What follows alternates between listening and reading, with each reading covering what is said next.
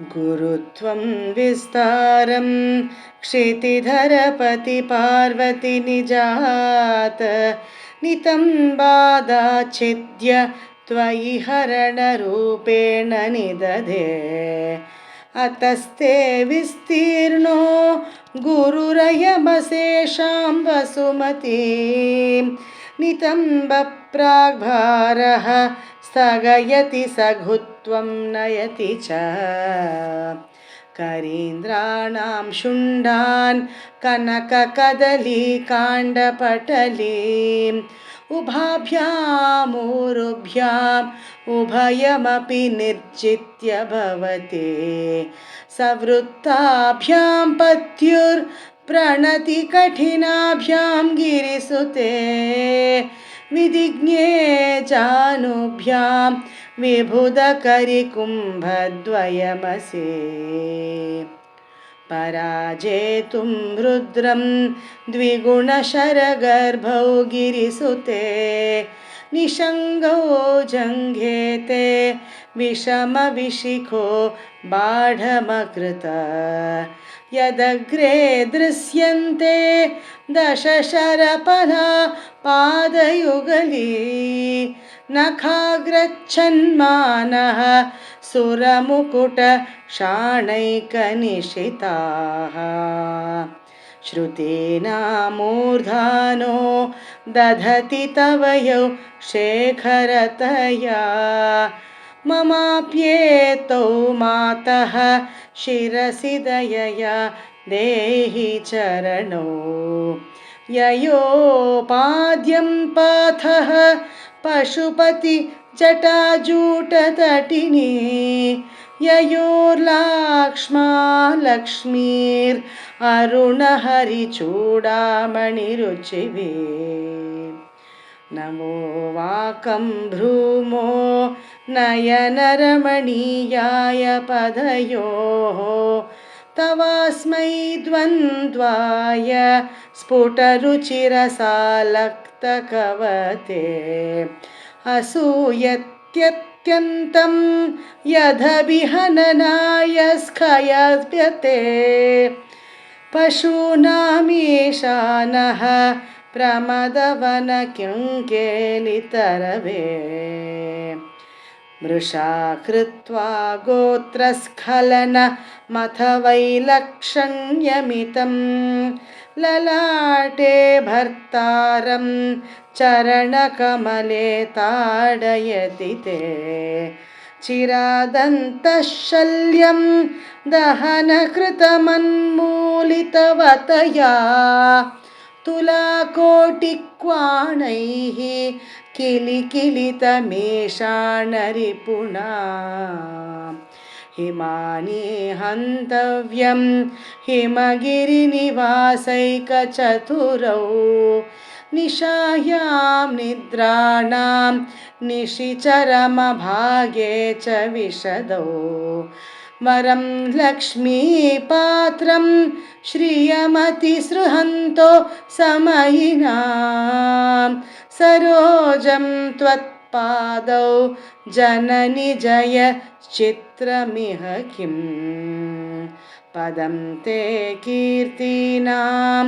प्रपदमपदं देवि विपदां कथं नीतं सद्भिः कठिनकमठि कर्परतुलां कथं वा बाहुभ्याम् उपयमनकाले पुरभिदा यदा दायन्यस्तं दृशदि दयमानेन मनसा नखैर्नागस्त्रीणां करकमलसङ्कोच शशिभिः तरूणां दिव्यानां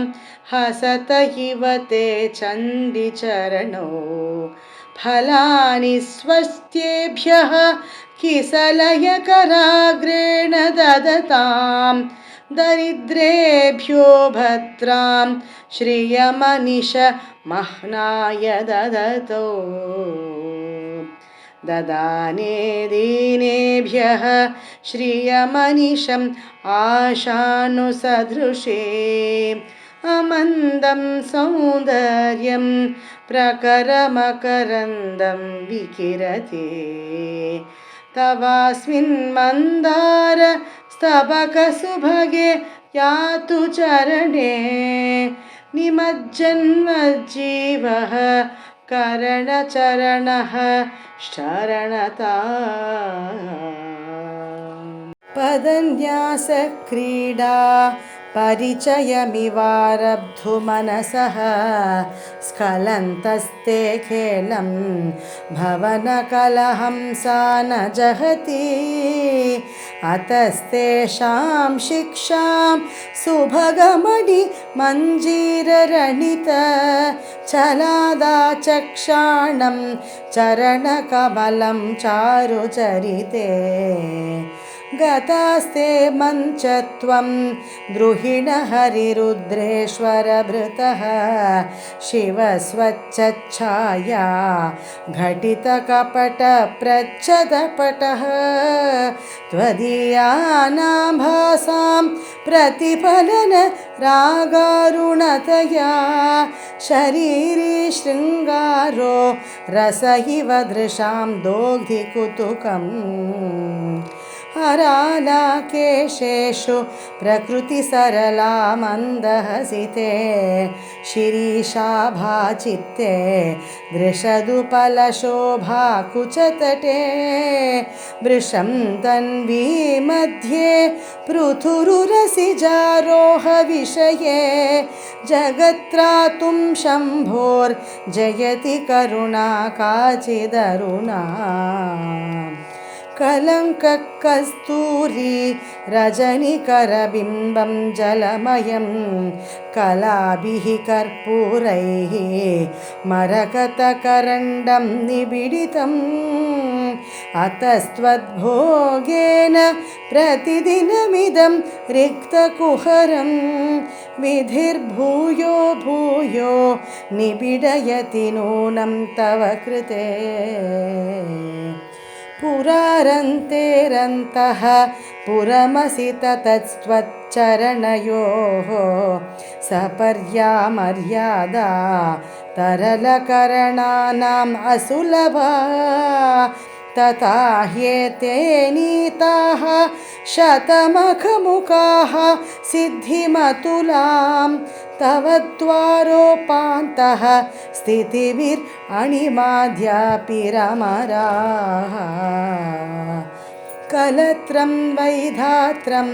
कति कति भजन्ते न कवयः श्रियो देव्या को वा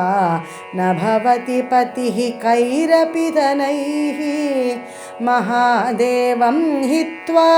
तव सति सतीनाम् अचरमे कुचाभ्यामासङ्गः कुरवकतरोरप्यसुलभः गिरामाहुर्देवीं द्रुहिणगृहिणीम् आगमविदो हरेः पत्नी पद्मां हरसहचरीम् अद्रितनयां तुरीया कापि त्वं दुरधिगम निस्सीममहिमा महामाया विश्वं भ्रमयसि परब्रह्ममहिषी कदा काले मातः कथय कलितालक्तकरसं पिबेयं विद्यार्थी तव चरणनिर्नेजनजलं प्रकृत्या मुक्तानामपि च कवितां कारणतया कदा धत्ते वाणीं मुखकमलताम्बूलरसताम् सरस्वत्या लक्ष्म्या विधिहरिसपत्नो विहरते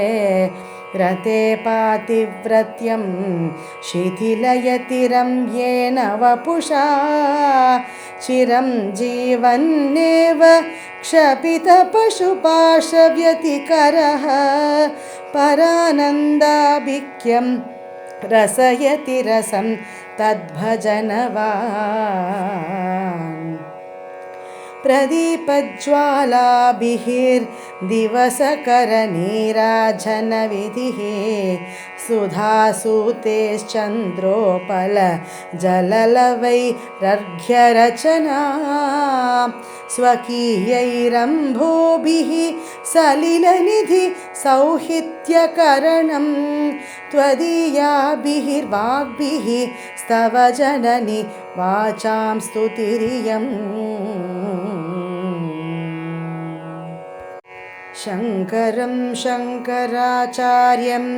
केशवं बादरायणं सूत्रभाष्यकृतौ वन्दे भगवन्तौ पुनः पुनः इति श्रीमत्परमहंस परिव्राजकाचार्यस्य श्रीगोविन्दभगवत्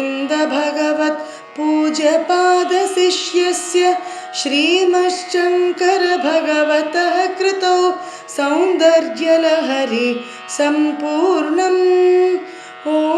तत्सत् समानीतः पद्भ्यां मणिमुकुरताम् अभरमणिर्भयादास्यादन्तः स्तिमिरकिरणः अश्रीनिमसृणः दधाति त्वद्वक्त्रं प्रतिफलनमश्रान्तविकचं निरातङ्कं चन्द्रान् निजहृदय पङ्केरुहमिव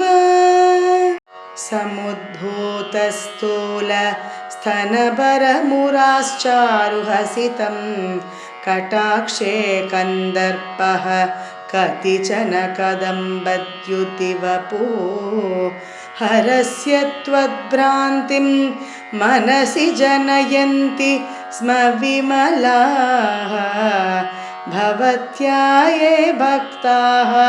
परिणति रमीशामयं मुमे निधे नित्यस्मेरे निरवधि गुणे नीतिनिपुणे निराघातज्ञाने नियमपरचितैकनिलये नियत्या निर्मुक्ते निखिलनिगमान्तस्तुतिपदे निरातङ्के नित्ये निगमय ममापि स्तुतिमिमा